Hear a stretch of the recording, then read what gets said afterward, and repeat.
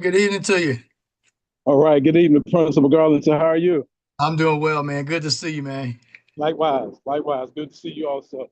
Appreciate you being here, man. Hey, Miss Miller. Absolutely. To you. Hello. Good evening, Principal Garland. How are you? I'm doing well, man. Good to see you, man. Likewise. Got the live stream going. Appreciate you being here. Hey, Miss Pryor. How are you? Doing well, doing well. Got the live stream going. Hey, Mr. Stevens.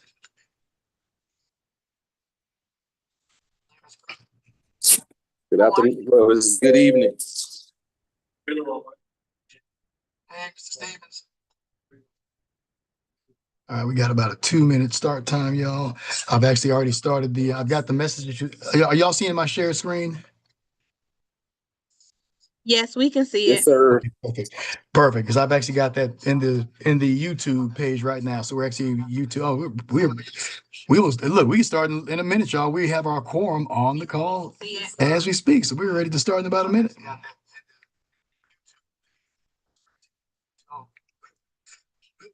start in a minute, y'all. We have a quorum call as we speak. So we're ready to start in about a minute. Let me stop this.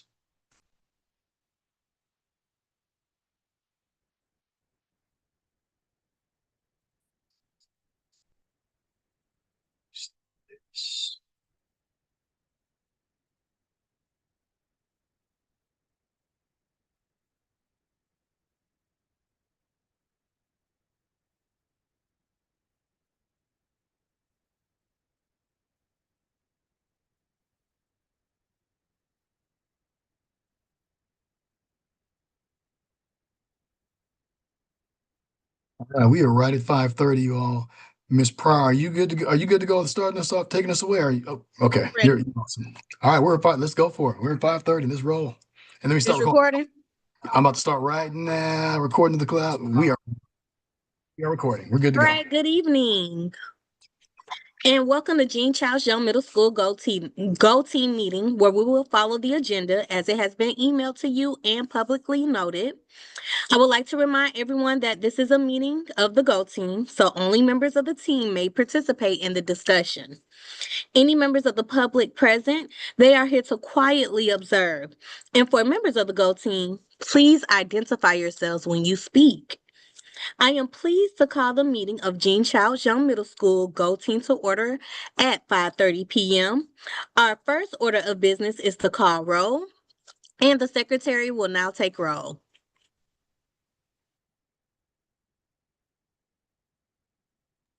I'm sorry. Do we have, hold on. I was stuck in traffic. Can someone share their screen so I can see the thing? Sorry, y'all. I'm trying to use two different computers so that I can take notes and see it. Yep, I got you. Give me 2 seconds. Go team. Okay, here we go. Share. There we go.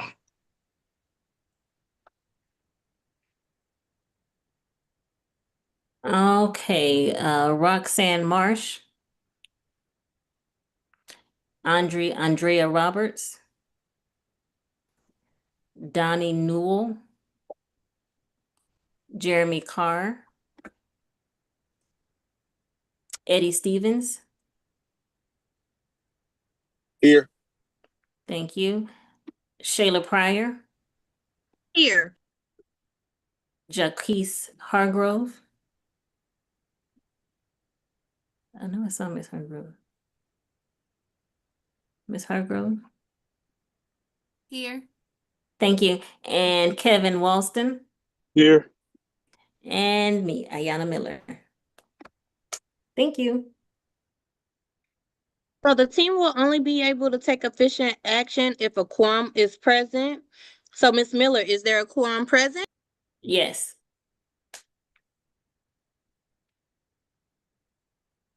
Yes. Thank you. I'm sorry. Thank you. So our first order of business is to approve the agenda. This was provided to you and copies are here. So, or online, I should say. Are there any changes to the agenda? Okay, may I have a motion to approve the agenda? Motion to approve. Can I please have a second? I second. Okay, so all in favor, please say aye. So the secretary can record your vote. Aye. Aye. All opposed, please say nay.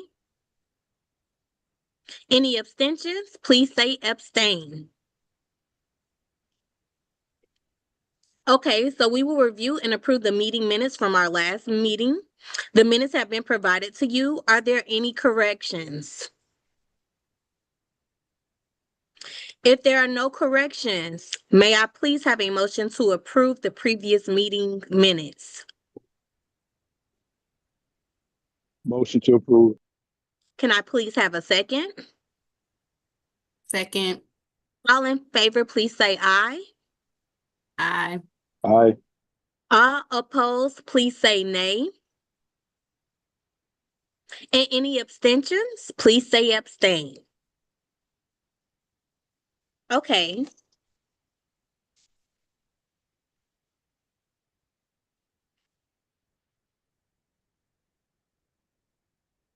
All right, so we're now going to move on to the discussion items of our agenda.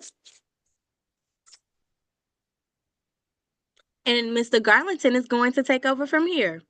All right. Thank you, Ms. Pryor, and welcome to Go. This is officially Go Team meeting number 1. As our last meeting was our actual organization meeting, but this is our business meeting, which is officially number 1. Lots of slides to go through, but I promise you I'm going to make this seamless and informative at the same time.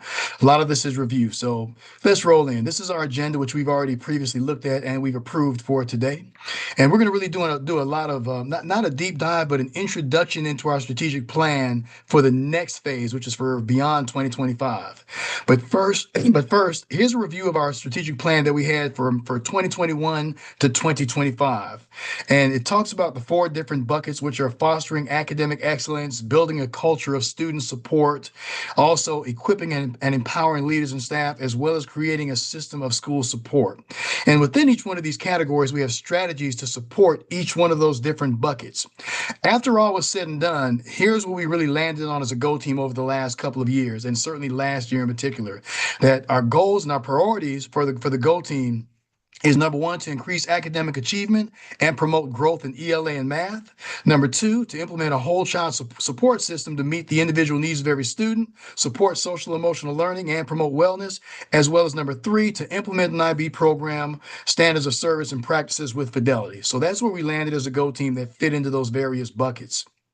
And when you start looking at our strategic plan, and again, this is preloading us for our next phase with our next strategic plan that we'll start talking about in our next Go Team meetings. Again, you see the different buckets are the priorities right there. The increased academic achievement, increase in math and ELA rather, and then implementing the whole child. And ultimately, our goal is to get 5% more for math and ELA from what we did the previous year. So that's what our goal is. That's where it lands. So we're trying to get proficiency of 21% in ELA, 16% in math, at least 21%, at least 16%, and then to increase our overall average daily attendance to 91.9% for our average daily attendance for each student coming to school. So as we talk about our strategic plan, let's talk a little bit about data and what the data has told us thus far. As we look at our data right now for our map, which we just took at the beginning of the school year, so about a month ago, less than a month ago, we took our last map. This is how we fared when we took the last map. In math, you see Young highlighted right down there towards the middle, a little bit in the bottom part of the middle, right below Sylvan, where we had 48% at the beginning level, but then we had about 9% at the proficient or above level. Then you see the breakdown by grade level, with 6th grade, for example, being at 41% at the beginning, 7th grade 48 in the beginning, and then 8th grade 53 in the beginning, and then yellow meaning developing, green meaning proficient, and then the dark green meaning distinguished. So as I go through the charts, that's what each one of these will symbolize. This is our math data for our last map with students with disabilities. So again, you see us sitting kind of right there towards the middle with our number in our beginning, developing, and then proficient level, and then a breakdown by the grade levels as well. We also take a look at our ELL students, our English language learners, and this is pretty good. You see we're sitting actually number 2 when it comes to our ELL learners, with 51% at the beginning, and then it goes on from developing and then proficient. But then again, the breakdown by the grade levels with no, at the you see if you could notice on their seventh grade faring pretty well with an 8% proficient or above, and then less than and I'm sorry, then 67% of our students at developing or above with with seventh grade. When we look at reading, similar comparison, same kind of chart, but now this is our reading data. You see us again sitting towards the middle when we look at all of our students in reading, and then a great breakdown by the grade level. When we look at our students with disabilities, sitting right there again towards the middle, with a breakdown by the grade level at that bottom section. And then again, we look at our ELL learners, English language learners, breakdown by grade level. But here you see us sitting at number 1 amongst all the middle schools when we talk about our English language learners with this last map. So that's pretty encouraging. So now we look at our GMAS results, our Georgia Milestones results from last year that we took in May towards the end of the school year. You see us sitting right here at the 51%, which is very similar to what this is for math, excuse me, which is very similar to what our map showed us at this last map test. So the map and the GMAS seem to be pretty comparable when we start looking at our results. So here's where we sit with our GMAS for math, and then the breakdown by grade level for all students. Again, similarly, we're looking at the students with disabilities, have us sitting right there in the middle, again with the breakdown by grade level, with seventh grade really doing very well, with the seventh grade actually surpassing students with disabilities on the seventh grade actually surpassed the students without disabilities rather in the math, in the math GMAS, excuse me. So our seventh grade students with disabilities fared very well and certainly beat out all the district results and everything, and they beat us out in the school level as well. So that's a highlight right there, and you'll see me talk about that in a moment again. When we look at our English language learners, we have, again, sitting a little bit towards the bottom of the middle, but you see our scores right there with the breakdown by grade level also. So when we look at all this data, reading GMAS, again, you see where we sit as an entire school, and then the breakdown by grade level. Here's our students with disabilities. We're on the upper middle section, if you will, with then a breakdown by the grade level when compared to the other middle schools. And then ELL students, again, towards the top middle when we compare ourselves to other middle schools across the district. And this is our end of the year results for our GMAS. So now, the next two charts, I'm going to talk about what this means as far as the map data. Again, we just took the map last year. The GMAS is done. Those results are in. That's already been tabulated. That's already been counted towards our CCRPI. But now what we're looking at is the map data, which we just took last month. We'll take it again in December and then again in March. So when we look at the last map, our goal is to be 16% proficient or above. This chart shows us by grade level and then total by school where we stand when it comes to meeting those results. It's red because in none of those categories have we actually achieved the goal for the end of the year for this year. So we've got some work to do in math, and this kind of shows where we stand right now. Same chart, but different results. For ELA, you see that already per our first map assessment, we're already meeting our end of year goals for 6th grade, and we've exceeded it for 8th grade, with that goal being 21%. 7th grade is falling a little short, so we've got some work to do on the 7th grade, but this is actually really encouraging because already in August/September, we are already only 3 points away as an entire school from meeting our end of the year goal for ELA, and 2 of our grade levels are already meeting the end of the year goal. So that's very encouraging. So as we start thinking, y'all, and as we start, gearing ourselves up for our next strategic plan, I want us to keep in mind some data. Of course, I'll show this again, but as you think about the data, I want you to start thinking about what you notice. What do you wonder? What do our trends seem to tell us about what the data is presenting to us? What is our map telling us? What is our GMAS telling us? And then think about any questions that you have. As I started thinking about this, as I was preparing the presentation, here are just some highlights that I want us to consider and to think about. Some goals are that overall, as you just heard me say, overall for MAP ELA, we're already close to our end of year goals as a school. And then 6th and 8th grade, we're already meeting or exceeding the end of year goals. MAP Math for ELL, we're second in the district when we're compared to all the other middle schools, not comparable middle schools, but all of the middle schools. So that is very encouraging as well.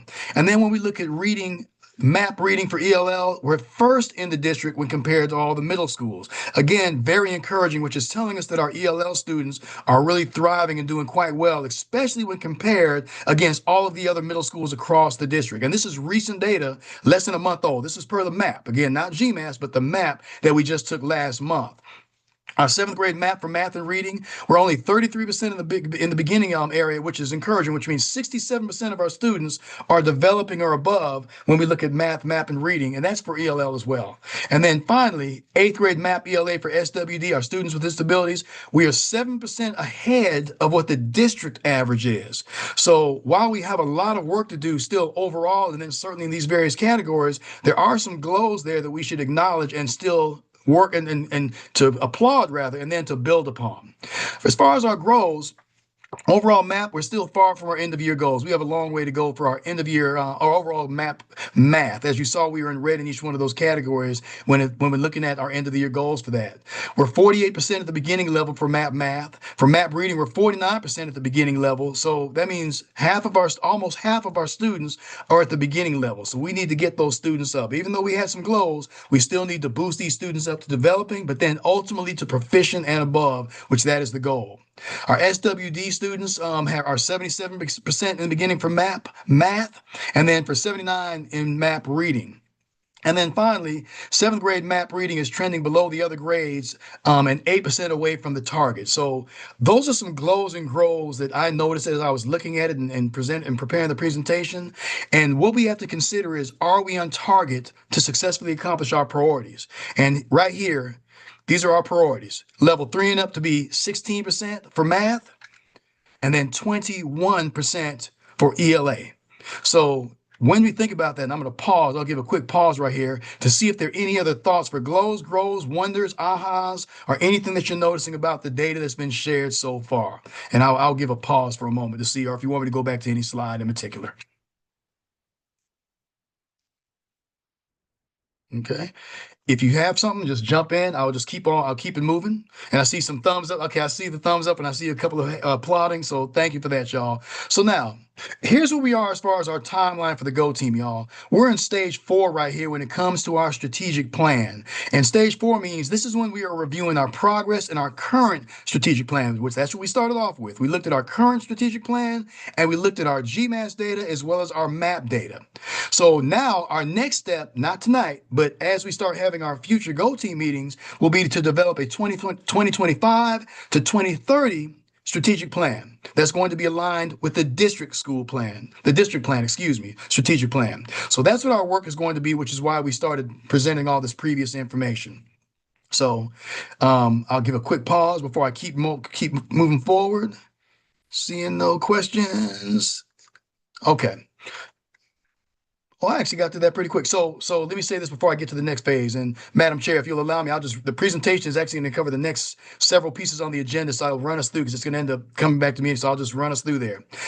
Again, I will share this data again. You don't have to memorize this data. It's important just to kind of start thinking about what this means and where we stand, because as I share it again, our next step when we come back next month for our next Go Team meeting will be to start formulating what our school strategic plan is going to look like, which of course must be based on what our data is telling us. A strategic plan, the purpose of it is to create a plan that's active, that's functional, that's successful, so that we can meet whatever our school priorities and school goals are. So that's why it's going to be important to do that. So I'll share that again at our next meeting. So let's jump right on into our uniform discussion. We started last year talking about the uniform, even formed our committee about the uniform. So let me just kind of give a quick overview and then I'll tell you exactly where we are right now. So just keep in mind, uniforms for the district, for Atlanta Public Schools, even if we adopt uniform policy, they're still optional. I want to emphasize that. The uniforms are optional in that they're not mandated by the district, nor are they mandated by the school.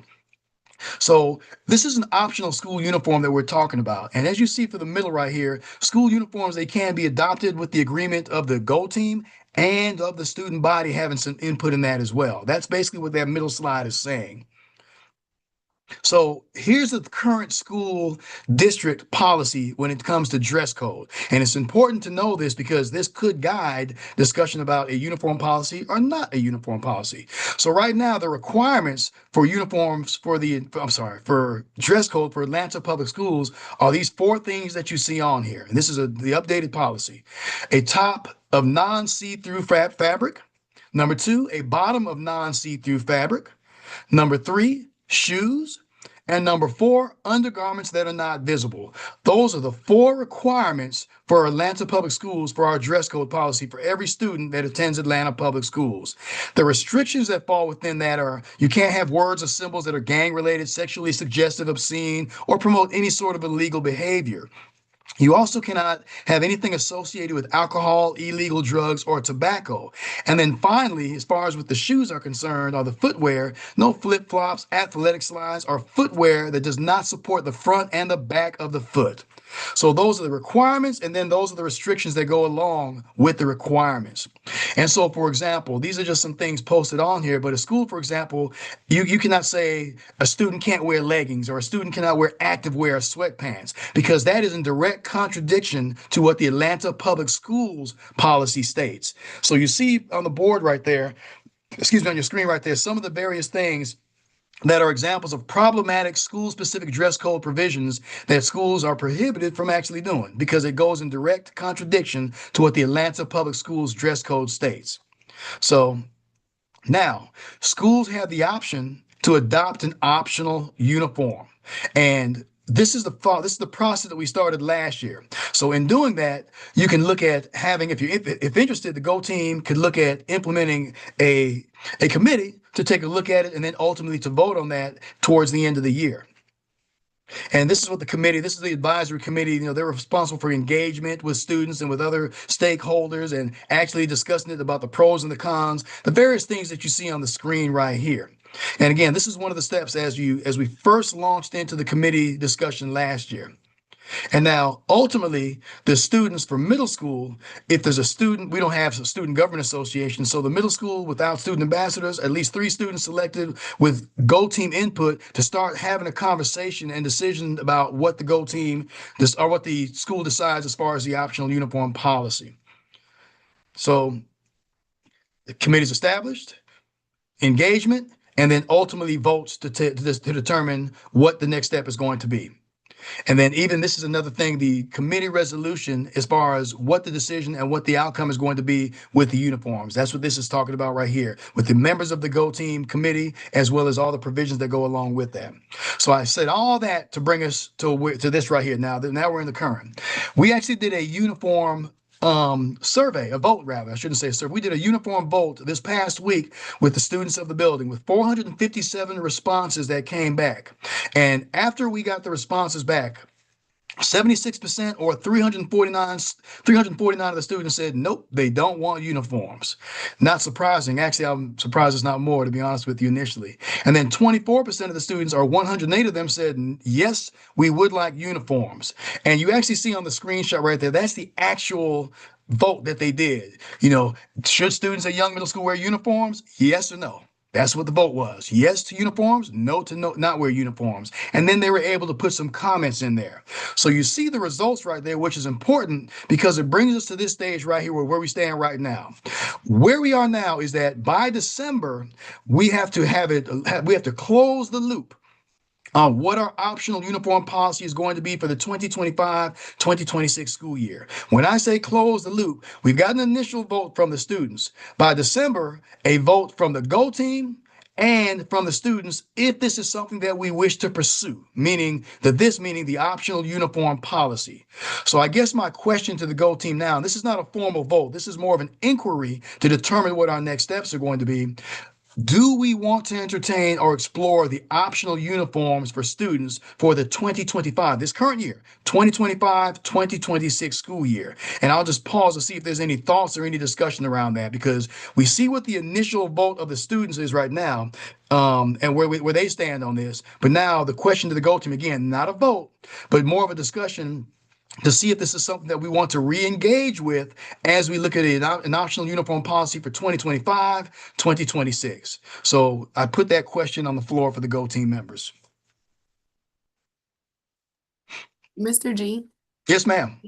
can you go back to the first slide that kind of had the 2 columns of what actually is the policy or what? Oh, sure. Absolutely. It's right before, the one before this one. Yes. Okay. Yep. And the policy, just so we know, it's cut and dry. It's very basic. A top that's not see-through, bottom that's not see-through, have on some shoes, and then undergarments that are not visible. Of course, with those restrictions on the right. The restrictions guide that operationalizes it. So it's a pretty basic and to the point dress code. So if I can recap just for understanding, so essentially what we would be discussing is whether or not we keep kind of the color coded or like the polo aspect versus them wearing what they want as long as it's within these requirements as listed. You're exactly right. And then, or whatever uniform we want it to be, because as part of this, we may say, we don't want to do multicolors anymore, or we want to do multicolor. But yeah, having a uniform or just opening it up 100% for the dress code for Atlanta Public Schools. Yep. Okay, thank you. Yep, you're welcome. And thank you for that clarifying question, Ms. Hargrove. So any thoughts? And I guess my question to the team is this something that we want to re-engage and have a conversation with? Because there's one of two ways that this goes. We don't re-engage and we just use the dress code, which the Atlanta Public Schools have set forth, or we do re-engage and we pick up where we left off with engagement of the students and the Go team to make a decision by December, not in December, but by December, if we would like to implement or keep the uniform policy that we've had in the past, or whatever the uniform policy may be, which is optional, of course, to students. Do you know what the deciding factors are if we do decide to move forward? Yeah, so two things. It's basic because I've been on the meetings. I've been on meetings with the Go team office for the last couple of days about this. Two things: vote of the students, vote of the Go team. That's what decides. And what I will. Oh, I think I have it in this next slide. I think I put in the slide. I hope I did. The thing that's going to be critical to keep in mind. Where is it? I think I put it in there. Oh, there we go. Right there. Oh, come on, go down. Bottom bullet. If both votes have to match. So, for example, if the Go team says, "Oh gosh, yeah," I mean, and right now we're discussing. We're not voting. We're discussing right now to figure out if we want to keep on engaging in this. But let's say it comes time to get to the vote. Let's say the Go team says we re-engage. We go to a vote. Go team says, "Oh gosh, yes, we want uniforms." The student vote must match. Otherwise, we will not have an optional uniform policy. Or if the students say, "Yes, we want uniform," and the Go team says, "Nope, we don't want uniform," it doesn't match. Therefore, it cannot be instituted or implemented. So both votes must match in order for a uniform policy to be implemented. Did that answer your question, Ms. Pryor? It did answer it, but I think my concern is if we're doing the entire school for that 2026 to 27 school year, we have a grade level of students that won't be with us anymore. Certainly. Now, keep in mind, what we're talking about now is re-engaging so that by December, a decision is made for this current school year. If we decide that we're not, if for whatever reason we don't re-engage or the vote doesn't match and it doesn't happen for this year, for this particular school year, in January, we could start the process all over again for the 2026-2027 school year, going through the process of forming the committee and engaging students, engaging the community, engaging the Go team, and then ultimately deciding for what it's going to look like for the following school year. But what we're talking about now is actually for this current school year, 2025-2026. Okay, thank you. Yep, no problem. And thank you for that clarifying question too. So I guess my question to you all is, do we want to re-engage, or are we okay, or are we okay with just kind of leaving it as is? That's really what the question. And I'm trying to use I know what I believe, and I'm not trying to. I'm trying to be very in the middle because I'm not trying to steer anybody either way. But again, this is not a vote. It's a discussion as to whether we want to re-engage with this to move forward with the discussion with students and Go team about a optional uniform policy for 2025, 2026, our current school year. Open to it. I don't think it's a bad idea. Okay. Thank you, Ms. Pryor. I see you, Ms. Harwood. I couldn't hear you though. I was saying I don't think it is either. I think that sounds like a reasonable approach. Okay, gotcha. Thank you, Ms. Hargrove. Is anybody against re-engaging? And that's probably, is anybody, you could give me a thumbs up, or is anybody against? I'm seeing a bunch of no's. Everybody sounds like they're for engaging, it seems like. Okay. So here's what we're going to do, and this is not going to happen in this meeting. We'll discuss more, because now what we'll do, we will re-engage with the students, start getting information out, and I'll share more information as we go along with that, so that ultimately, again, by December, a decision would have to be made, meaning a vote from Go Team and for students to determine if we're going to have optional uniforms for this current school year. So more information to come on that. This was just to get us to that point, to give you the background history, where we are, and then to figure out what our next steps are. Because the loop was not closed last year. So now it's our time to close the loop or to throw the loop away. So got it. Perfect. Thank you for that. Any questions about that before I jump us right on down to the next spot? All right, seeing none, hearing none. Believe it or not, I'm at the tail end of this presentation, y'all, and I've held true to my word. I really did. So this is the principal's report, just with some general information, starting with the leveling and the budget adjustment. You know that, budgets are based. We get our budget. We all know that. Anybody who's been on the Go Team, we get our budget in January, February, March. Vote on the budget, make all the changes, adjustments, additions, and all that kind of stuff. But then the next phase of the budget is when we actually get our enrollment after our 15-day count, which determines if you met your enrollment, which you're perfect. If you exceed your enrollment, which means you get more funding. If you don't meet your enrollment, you lose funding. So that's what we're talking about in this particular case. Our projected enrollment for this school year was 651 students. At the enrollment count day, which is our 15-day count on August the 22nd, we were at 600 students, which was 51 students short of what our projection was. What that means in dollar amounts, we were below 304. We were minus $304,062, because it's about $6,000 per student. So now, if you remember, anyone who was on the Go Team last year, again, we had a plan for what our reserves are. We get a reserve pretty much every year for a general reserve, as well as for Title I holdback.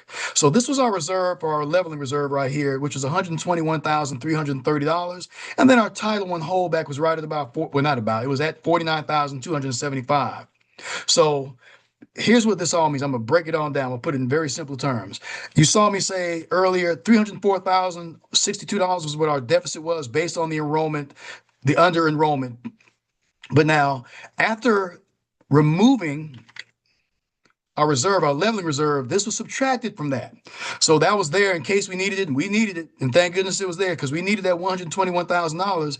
After they subtracted that $121,330 and they prorated the amount by 25%, they lessened it by 25%, how much we were going to owe, we would have ended up with about $182,000 that we still were in the hole, meaning that we have to figure out in our budget where we get it from, which could be loss of staff, could be loss of supplies, materials. With that kind of amount, it's typically staff.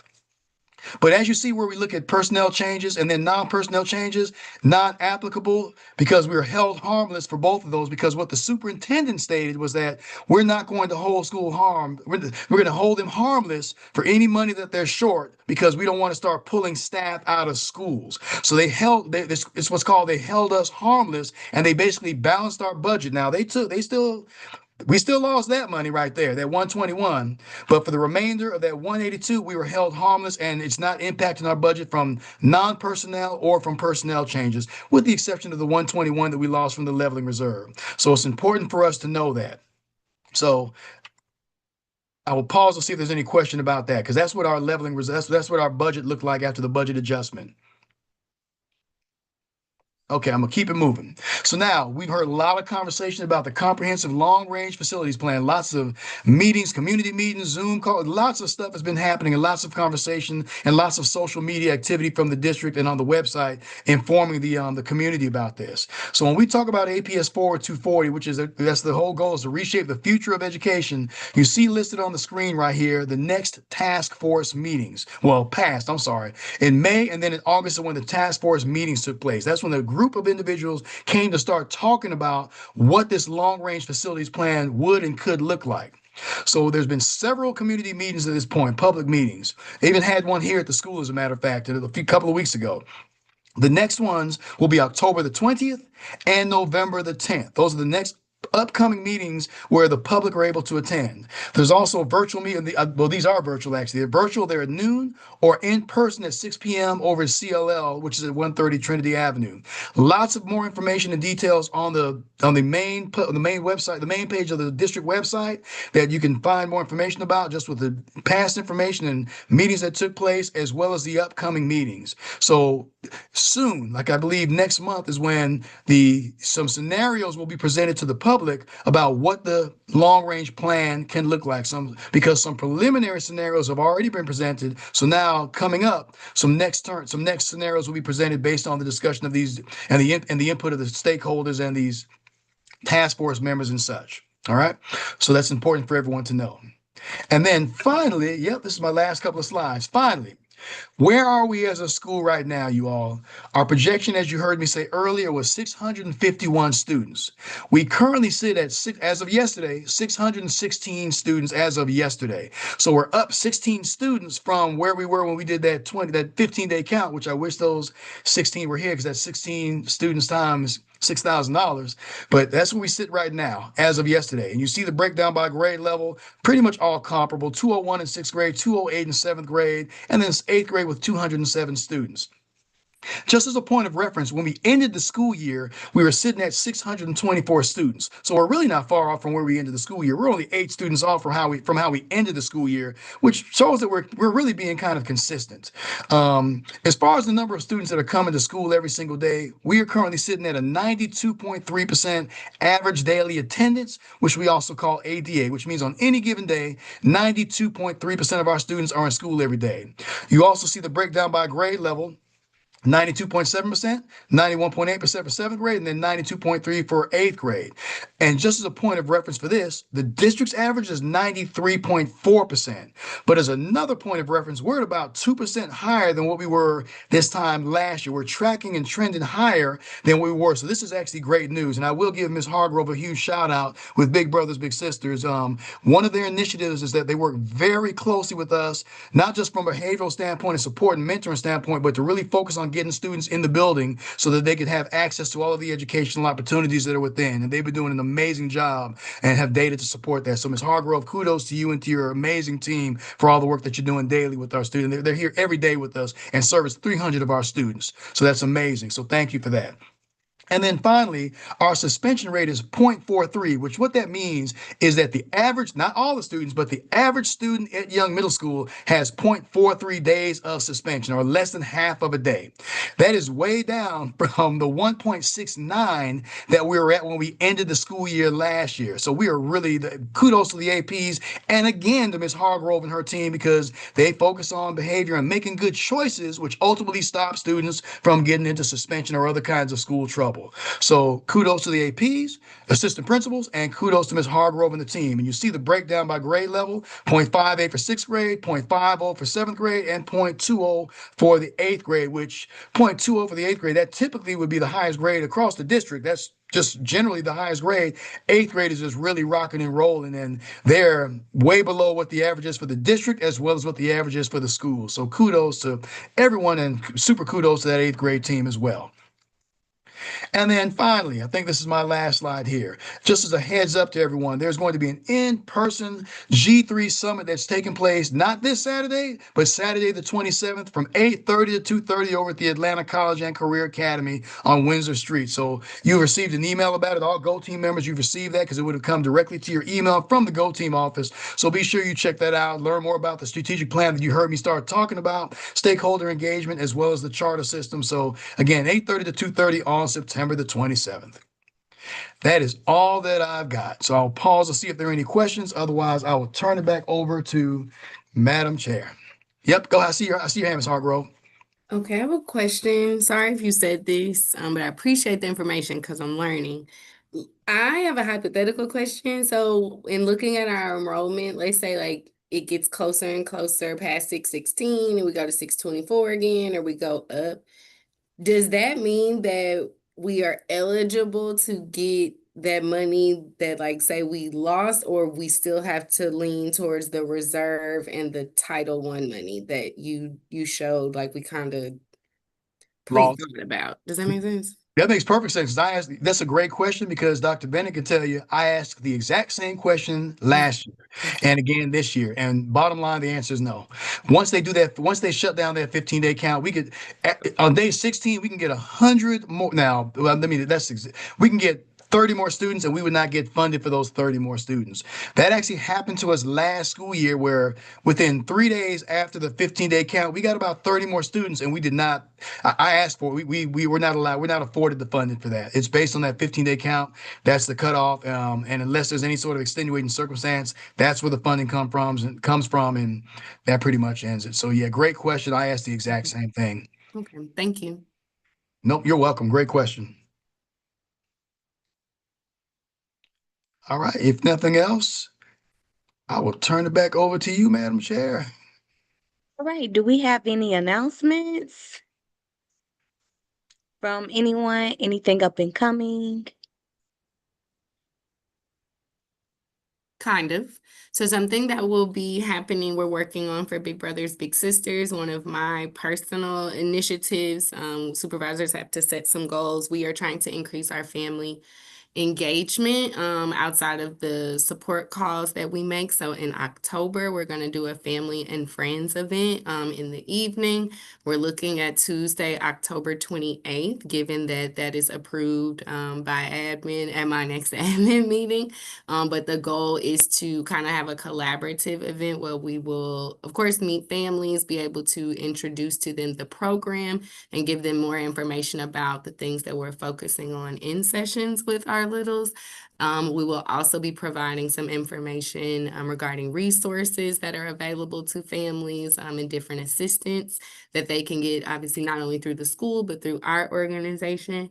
And so we'll be sending out more information about that at the top of October, but really would like the support of Go Team and staff here to encourage as many families as possible to attend. And of course, if there's any additional school resources or folks here in the building that also want to be a part of it to present those families with information, we're going to open up the agenda for the event for staff to do that as well. But just want to let you all know that's going to be coming from us next month, and we'll share more information as it is finalized.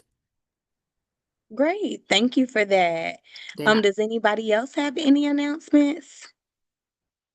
I know that on October 24th, we are doing something with Emerging 100 for our students in collaboration with Big Brothers Big Sisters, right? Where they're big for a day. So I know we're looking forward to that here.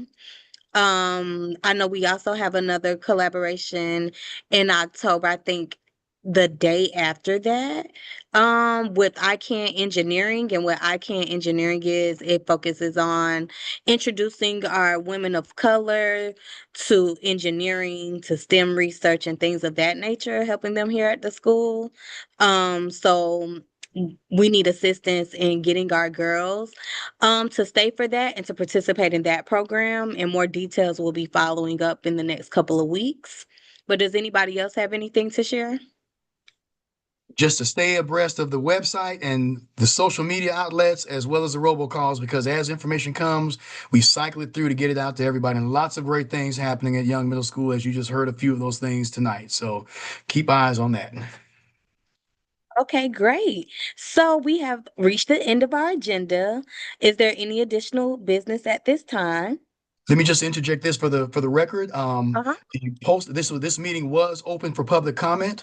The information was posted as per our protocol, posted with how individuals can sign up. I'm looking at the YouTube right now. There's nobody in the YouTube, nor are there any chats in the YouTube or on Zoom. So just let the record reflect there's nobody here for public comment, so we can move forward with the adjourning of the meeting.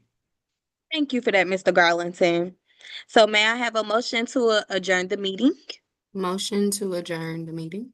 And can I please have a second? Second to adjourn. Okay, all in favor, please say aye or raise your hand. Aye. Aye. All opposed, please. Oh, I'm sorry. Yeah, all opposed, please raise your hand. Any abstentions, please raise your hand. Meeting is officially adjourned. Thank you, everybody.